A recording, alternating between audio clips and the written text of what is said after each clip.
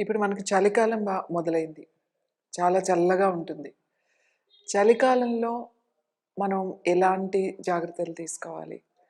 ముఖ్యంగా డైట్ పరంగా గానీ, ఎందుకంటే అసలే చల్లగా ఉంది. మనకి మంచినీళ్ళు పెద్దగా తాగాలని అనిపించదు. కానీ తప్పకుండా మంచినీళ్ళు తాగాలి. ఎందుకంటే చల్లగా ఉన్నా కూడా వాటర్ చాలా చాలా ఇంపార్టెంట్. డీహైడ్రేషన్ అనేది వచ్చేస్తుంది. గుర్తుపెట్టుకొని మంచినీళ్ళు తాగండి. మంచినీళ్ళు తాగడము అనంటే కనీసం ఒక 3 లీటర్స్ మార్నింగ్ నుంచి ఈవినింగ్ వరకు 3 లీటర్స్ వరకు తీసుకోండి. ఇంకొకటి తొందరగా జలుబు చేయడం, లేకపోతే ఇంకా కొన్ని వైరల్ ఇన్ఫెక్షన్స్ కూడా ఉన్నాయి మనకి.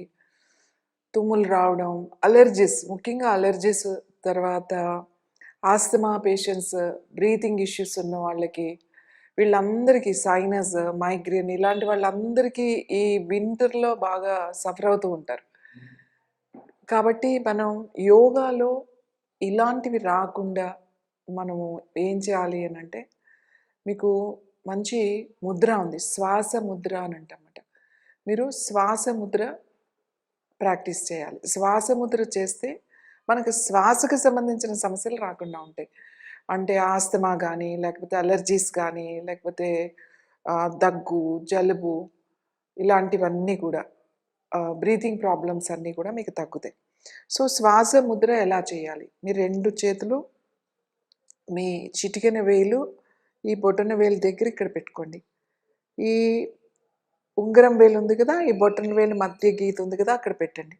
ఈ మధ్య వేలు ఈ బొటన వేలుకి పెట్టాలి. చూపుడు వేలు ఒక్కటి ఇట్లా స్ట్రెయిట్ ఉంటుంది. ఈ చేయి కూడా అంతే ఇలా పెట్టాలి. ఇలా.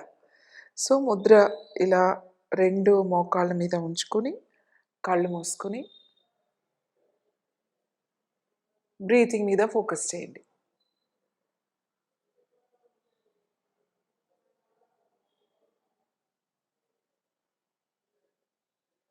ఇలా ఈ ముద్ర చేయడం వల్ల ఒక 3 మినిట్స్ గానీ, 5 మినిట్స్ చేయడం గానీ, ఏమన్నా ముక్కు బ్లాక్ అయినా, తర్వాత మనకి శ్వాస సరిగ్గా లేకపోయినా, ఆయాసంగా ఉన్నా కూడా ఈ ముద్ర చేస్తే మీకు ఇమ్మీడియేట్‌గా రిలీఫ్ వస్తది. ఒక 3-5 మినిట్స్‌లోనే రిలీఫ్ వస్తది. ఒకవేళ మళ్ళీ బ్లాక్ అయితే మళ్ళీ చేయండి. బాగా ఆయాసంగా ఉంటే మళ్ళీ చేయండి. అంటే ఎన్ని సార్లైనా చేయొచ్చు. మీకు ఎక్కువగా ఉన్నప్పుడు ఎన్ని సార్లైనా చేయొచ్చు. లేదా ప్రొద్దున్న ఒక 5 మినిట్స్, మధ్యాహ్నం 5 మినిట్స్, సాయంకాలం 5 మినిట్స్ చేయండి. దీంతో పాటుగా మనకి విటమిన్ సి చాలా చాలా ఇంపార్టెంట్. కాబట్టి ఈ శీతాకాలంలో మనకి కార్తీక మాసం. కార్తీక మాసంలో మనం ఉసిరి చాలా చాలా మనకి పవిత్రమైంది. మనం ఉసిరి చెట్టుకి పూజ చేస్తాము. ఉసిరి దీపాలు పెడతాము. అలాగే ఉసిరి చెట్టు కింద భోజనాలు చేస్తాము. ఇవన్నీ కూడా కార్తీక మాసంలో మనం చేస్తాం. అలాగే ఈ ఉసిరికాయలు కూడా మనకి ఈ చలికాలంలో బాగా దొరుకుతాయి. పెద్ద ఉసిరి ఉంది కదా! ఆ ఉసిరిలో మనము ఆ ఉసిరికాయని రోజు మనం తినాలి. ఒక ఉసిరికాయ తింటే చాలు. ఒక చిన్న మామూలుగా ఉసిరికాయ రాతి ఉసిరి అంటాం. అది ఒక్కటి తిన్నా సరిపోతుంది. లేదు మనం ఆ ఉసిరికాయ తినలేము అది అని అనుకుంటే, దాన్ని మనం డైరెక్ట్‌గా ఒక పచ్చడిలాగా చేసుకోవచ్చు. అంటే పచ్చడంటే మళ్ళీ మీరు నూనెలో వేపించి ఆవకాయలాగా అలా పెట్టకండి. సో, దాన్ని గింజ తీసేసి చక్కగా ఉప్పేసి బాగా దాన్ని దంచి కాస్త ఎండలో పెట్టుకొని, దాన్ని ఒక జాడీలో గానీ, ఒక కుండలో గానీ పెట్టుకుంటారు. అది రోజులంటే ఒక సంవత్సరం తర్వాత నల్లగా అయిపోద్ది. అందుకని దాన్ని నల్ల పచ్చడి అని కూడా అంటారు. ఇది ఎంత కాలం ఉంటే అంత ఔషధ గుణాలు పెరుగుతాయన్నమాట. 2 ఇయర్స్, 3 ఇయర్స్, 5 ఇయర్స్ అలా కూడా ఉంటుంది ఈ పచ్చడి.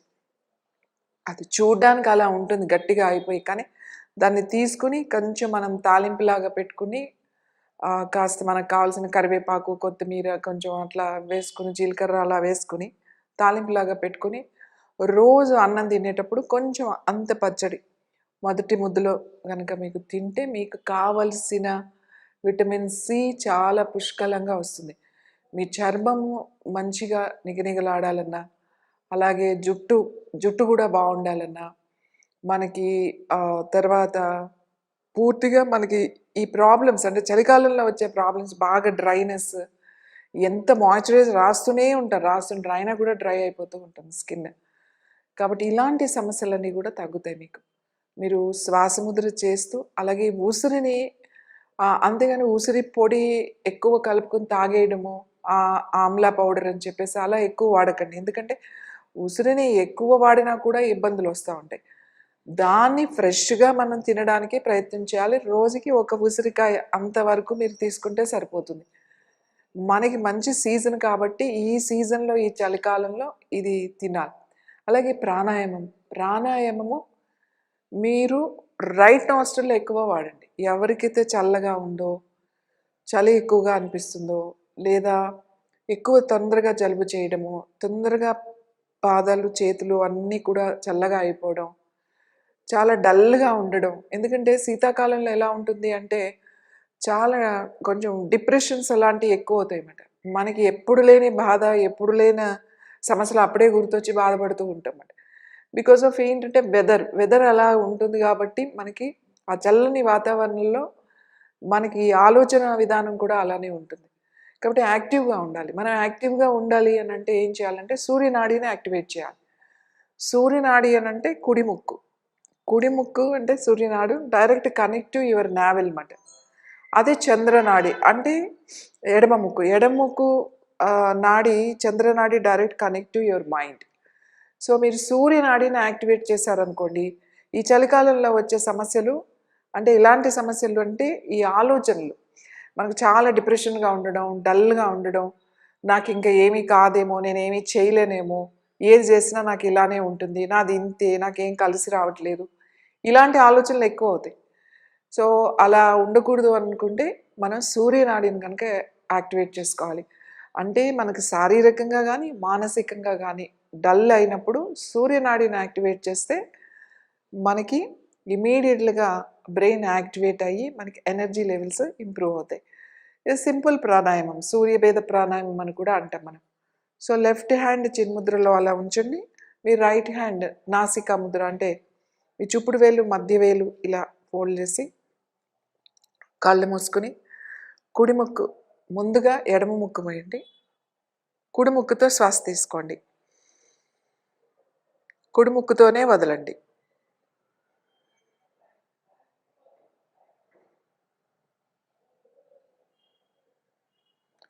ఓన్లీ కుడి ముక్కుతోనే తీసుకోవాలి. కుడి ముక్కుతోనే వదలాలి. ఇలా మీరు 3 నిమిషాల నుంచి 5 నిమిషాల వరకు ఈ ప్రాణాయామం అలానే కంటిన్యూ చేయండి.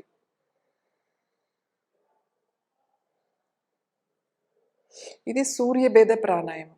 మనకి సూర్యనాడి యాక్టివేట్ అవుతుంది. ఆ చలి తగ్గుతుంది. మన లంగ్స్ కూడా క్లియర్ అవుతాయి. మనకి ఆ లంగ్స్‌లో ఆ ఫ్లమ్ అనేది చేరకుండా ఉంటుంది. ఊరికే ముక్కు దిబ్బడ, గొంతు నొప్పి, తలనొప్పి, అలర్జీ, కళ్ళంట నీళ్లు గారడం ఇట్లాంటివన్నీ కూడా తగ్గుతాయి. ఇంకా ఎక్కువ ఉన్నవాళ్ళు అంటే చాలా అసలు మాకు ఈ చలికి అసలు నా వల్ల కావట్లేదండి. ఇంకొంతమంది ఇన్‌హేలర్ కూడా వాడతారు. ఆయాసం ఉండి ఇన్‌హేలర్ కూడా వాడుతూ ఉంటారు. అంటే మెడిసిన్స్ మీద ఉంటారు. అయినా కూడా ఆయాసం వస్తూ ఉంటది.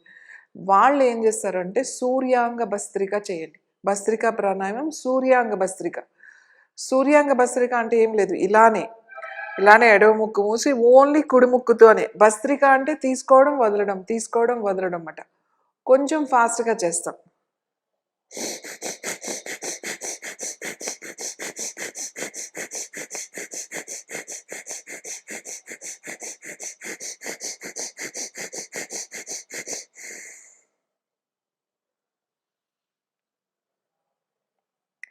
ఇలా కంటిన్యూస్‌గా ఫస్ట్ చేసేటప్పుడు ఒక 30 టైమ్స్ చేయడం. తర్వాత మెల్లగా, మెల్లగా 60 టైమ్స్ వరకు చేసుకోవడం. అంటే in and out. Just in, out. అంతేగాని లోపలికి తీసుకోవడం, మళ్ళీ లోపల నుంచి వదలడం చేయకూడదు. భస్త్రిక only just in, out, in, out. భస్త్రి అంటామట. ఇలా ఉంటుంది భస్త్రి. సో, ఇన్ అండ్ ఔట్ చేయాలి. ఓన్లీ కుడి ముక్కుతోనే చేయాలి. ఒక్క కుడి ముక్కుతోనే చేస్తే దీన్ని సూర్యాంగ భస్త్రిక అంటారు. సో, బాగా ఎక్కువగా ఉన్నవాళ్ళు సూర్యాంగ భస్త్రిక కూడా ఒక 3-5 నిమిషాలు చేసుకున్న తర్వాత అప్పుడు సూర్యభేద ప్రాణాయామం కూడా చేయండి. ఈ 2 చేయడం వల్ల మీకు ఈ చలికాలంలో వచ్చేటువంటివి రాకుండా ఉంటాయి. అలాగే మనకి ఆ బాడీలో హీట్ అనేది జనరేట్ అవుతుంది. డైజెస్టివ్ సిస్టమ్ చాలా యాక్టివ్‌గా ఉంటుంది. ఎందుకంటే చలికాలంలో నోటికి ఆకలి ఎక్కువ. కళ్ళకి, నోటికి ఆకలి ఎక్కువ ఉంటదన్నమాట. చల్లగా ఉంది, బాగా మంచి వేడివేడిగా తిందాము అని అనిపిస్తుంది. కానీ మన డైజెస్టివ్ సిస్టమ్ అంత యాక్టివ్‌గా ఉండదు. దా అరగడం గానీ చాలా మందంగా ఉంటుందన్నమాట. కాబట్టి దాన్ని యాక్టివేట్ చేయడానికి కూడా ఈ ప్రాణాయామాలు 2 చాలా బాగా ఉపయోగపడతాయి. చలికాలంలో చన్నీళ్ళు స్నానం మంచిదా? ఇది చాలామంది అడుగుతున్నారు. చలికాలంలోనే కాదు, అన్ని కాలాల్లో కూడా చన్నీళ్ళ స్నానం మంచిది. అన్ని కాలాల్లో కూడా. చలికాలంలో ఇంకా మంచిది. ఆ స్నానం చేసేటప్పుడు చాలా చల్లగా ఉంటది గానీ, స్నానం చేసిన తర్వాత చాలా వేడిగా ఉంటుంది బాడీలో. అసలు ప్రొద్దున్నే లెగిసి నదీ స్నానం గానీ, లేదా చెరువులో గానీ, లేదా కాలువల్లో గానీ, ఎప్పుడో తెల్లవారుజామున 3 తర్వాతే స్నానం చేసి, అలాగే 5 గంటలకు ముందే దీపం పెట్టుకొని, కార్తీక మాసం అంతా చక్కగా మంత్రం చేసుకొని, దీపం పెట్టుకొని, ఆ కార్తీక మాసం అంతా కూడా చేస్తూ ఉంటారు. ఇది చాలా ఆరోగ్యానికి చాలా చాలా చాలా మంచిది. అంటే మనకి ఈ కార్తీక మాసంలో అంత భక్తితో ఉంటారు. ఎక్కడికెళ్ళినా కూడా, ఏ ఊరికెళ్ళినా, ఎక్కడికెళ్ళినా కూడా ఇక్కడ మనకి అంత భక్తి అలా కనబడుతూ ఉంటుందన్నమాట. ఏదో ఒక రకమైన ఒక ఎనర్జీ. పొద్దున్నే జనాలంతా కూడా కళకళలాడుతూ ఉంటాయి. అన్ని గుళ్ళు గానీ, ఊళ్ళల్లో గానీ పొద్దున్నే లేవడం, స్నానాలు చేయడం, దీపాలు పెట్టుకోవడం, ఏదో ఒక చదువుకోవడం, పూజ చేసుకోవడం, ఇవన్నీ కూడా చాలా చాలా మంచిది. ఎందుకంటే మన బాడీలో ఎనర్జీ ఏదైతే ఉందో అది జనరల్‌గా చలికాలంలో చాలా మెల్లగా ఉంటుందన్నమాట. చాలా స్లో అవుతుంది ప్రాసెస్. డైజెస్టివ్ సిస్టమ్, ముఖ్యంగా డైజెస్టివ్ సిస్టమ్. డైజెస్టివ్ మనం అంటే జీర్ణాశయం. ఇది మందగిస్తుంది అని అంటారు ఆ చలికి. ఇలా చేయడం వల్ల, మనం భక్తితో చేయడం వల్ల ఇది యాక్టివేట్ అవుతుంది. డైజెషన్ చాలా బాగుంటుంది. ఎప్పుడైతే మనం చన్నీళ్ళతో తలస్నానం చేస్తామో సెల్స్ అంటే మన లోపల శరీరం లోపల ఉన్న కణాలు యాక్టివేట్ అవుతాయి. మనం మన కణాలు ఎనర్జెటిక్‌గా ఉండాలి. వాటిని సెల్స్‌ని అంటే సెల్ హెల్త్ అని చెప్తూ ఉంటామన్నమాట. ఈ సెల్ హెల్త్ అనేది దాన్ని మనం చేయాలి అనంటే మన పెద్దవాళ్ళు అంటే మన యోగులు, ఋషులు అందరూ కూడా ఏం చేశారు అనంటే ఈ చలికాలంలో పొద్దున్నే లేచి నదీ స్నానాలు ఇప్పుడు నదులు ఇవన్నీ లేవు కాబట్టి పొద్దున్నే లేచి మనం గనక చన్నీళ్ళ స్నానం గనక చేస్తే సెల్ యాక్టివేట్ అవుతుంది. సెల్ రీజనరేట్ అవుతుంది. సెల్‌కి ఎనర్జీ లెవెల్స్ ఉంటుంది. ఆ సెల్ ఏమవుతుందంటే ఒక్కసారి ఇట్లా మనం చన్నీళ్ళు పోసుకునేటప్పుడు ఎలా ఉంటుందంటే, మనం ఇట్లా వేసుకుంటున్నప్పుడు ఇట్లా ఉలిక్కి పడతాం. ఎంత రోజు అలవాటున్నా ఆ జర్క్ ఇస్తామన్నమాట బాడీకి.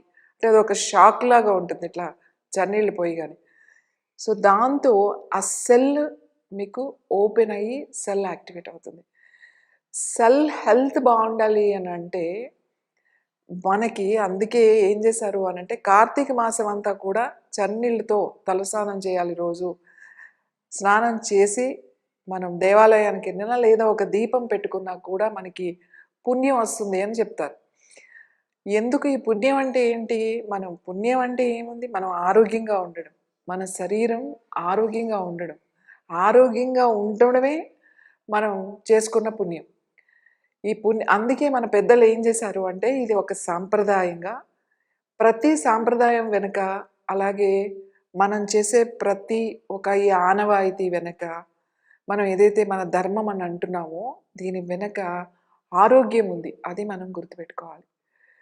ఏదో వెళ్ళాం, చేసేసాము, అది పెట్టేసాం, పూజ పెట్టేసి నాకు పుణ్యం వచ్చేసింది అని కాదు. దాని మీద ఫోకస్ చేయాలి. చన్నీళ్ళ స్నానం చేయడం వల్ల మన సెల్ యాక్టివేట్ అవుతుంది అనేది కొన్ని వేల సంవత్సరాల క్రితమే మనకి తెలుసు. కాబట్టి ఈ సీజన్‌లో, ఈ కార్తీక మాసంలో, ఈ నెలంతా కూడా చన్నీళ్ళ స్నానం చేయాలి అని అన్నారు. అన్ని రోజుల్లోనూ చన్నీళ్ళ స్నానం చేస్తే మంచిది. ఇప్పుడు ఇంకా మంచిది. చాలామందికి పడదు. చన్నీళ్ళు చేయగానే జలుబు వచ్చేయడం, లేకపోతే జ్వరం వచ్చేయడం, అమ్మో! మాకు అస్సలు చన్నీళ్ళు పడవండి అని అంటారు. అంటే ఏంటి అంటే వాళ్ళకి ఇమ్యూనిటీ తక్కువ ఉంది అని చెప్పేసి. వాళ్ళకి బాగా ఇమ్యూనిటీ తక్కువ ఉంది. ఆ ఇమ్యూన్ సిస్టమ్‌ని వాళ్ళు కొంచెం ఇమ్యూనిటీని గనక ఇంక్రీజ్ చేసుకున్నట్టయితే చన్నీళ్ళ స్నానం చేయొచ్చు. ముఖ్యంగా చన్నీళ్ళ స్నానం ఎందుకు చేయమని చెప్తామంటే మన సెల్ హెల్త్ అంటే మన కణం లోపల ఉన్న ఆరోగ్యం పెరుగుతుంది అని చెప్పి చన్నీళ్ళ స్నానం చేయమంటాం. చన్నీళ్ళ స్నానంలో ఎంత ఆరోగ్యం ఉంది. తలస్నానం చేస్తే మనము ఎప్పుడైనా సరే ఒక పూజ చేసుకుంటున్నాం, ఒక గుడికి వెళ్తున్నాం, లేకపోతే ఒక హోమం చేస్తున్నాం, లేకపోతే పండగ ప్రత్యేక దినాలు ఉంటాయి మనకి. ఆ రోజుల్లో, ఆ ప్రత్యేక రోజుల్లో మనము తలకి స్నానం చేసి మనం వెళ్ళమని చెప్తారు మన పెద్దవాళ్ళు. తలస్నానం చేసే వెళ్ళు గుడిలోకి, తలస్నానం చేసే కూర్చోవాలి అని అంటాం కదా. ఎందుకంటారు తలస్నానం చేయని అంటే మన కణాలు, లోపల కణాలు యాక్టివేట్ అవుతాయన్నమాట. ఎప్పుడైతే అవి యాక్టివేట్ అయినాయో నువ్వు దాని మీద పూర్తిగా ఫోకస్ చేయగలుగుతావు. అవి ఆ ఎనర్జీని లోపలికి తీసుకుంటాయి, ఆ మంత్ర ఎనర్జీ. అంటే మీరు మంత్రం చదివినా లేదా మంత్రం విన్నా కూడా అవి లోపల సెల్స్ అవి అబ్జార్బ్ చేస్తాయి అన్నమాట. ఆ వేవ్స్ని, ఆ శబ్దాన్ని అబ్జార్బ్ చేస్తాయి.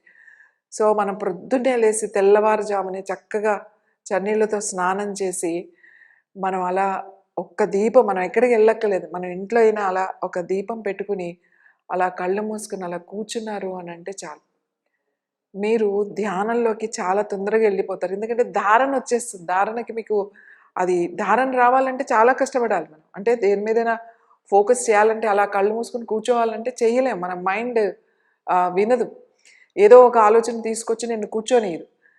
కానీ ఇలా చేసి కనుక మీరు కూర్చొని అలా కళ్ళు మూసుకొని కూర్చున్నారు అని అంటే ఒక ఆనందమైన స్థితికి మీరు వెళ్ళిపోతారు. తన్మయత్మంగా ధ్యాన స్థితికి వెళ్ళగలుగుతారు. అది 5 నిమిషాలు లేకపోతే ఒక 10 నిమిషాలు వెళ్ళగలుగుతారు. ఈ స్థితికి రావాలి అంటే ముందు చన్నీళ్ళ స్నానం మంచిదా కాదా అంటే చన్నీళ్ళ స్నానం చాలా మంచిది. చన్నీళ్ళ స్నానం ప్రతిరోజు కనుక చేస్తే మన సెల్ హెల్త్ అంటే మన కణ ఆరోగ్యము పెరుగుతుంది. దానికోసమే మన పెద్దలు ప్రతి దానికి కూడా ఒక సాంప్రదాయాన్ని, అలాగే ఒక అలవాటుని, ఒక పద్ధతిని మనకి చిన్నప్పటి నుంచి మనకి నేర్పించి ఈ సీజన్లో ఇలా ఉండాలి, ఈ ప్రసాదాలు చేయాలి, ఈ పూజలు చేయాలి, ఇలా ధ్యానం చేయాలి అని చెప్పడానికి కారణం అదే. And for more videos, please subscribe to iDream. Please subscribe to iDream. Please subscribe iDream. And please subscribe to iDream. For more videos, subscribe to iDream. please like, share and subscribe to the channel. Congratulations, iDream. Subscribe to iDream. Subscribe to iDream. So subscribe to iDream Media. iDream ki iDream team andarki huge congratulations. Please subscribe iDream Media. Please subscribe to iDream. Subscribe iDream. Please subscribe to iDream.